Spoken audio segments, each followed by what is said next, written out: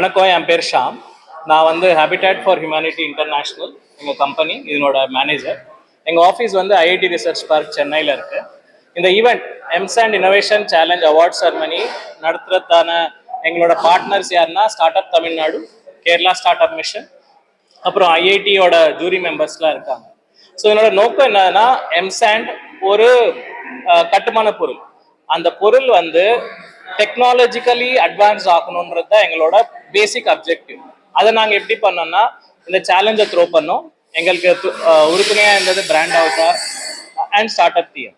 So இதில் என்ன பண்ணோம்னா, கிட்டத்தட்ட ஒரு 700 ஃபர்ம்ஸ் வந்து அவங்களோட ஐடியாஸ் அனுப்பிச்சாங்க.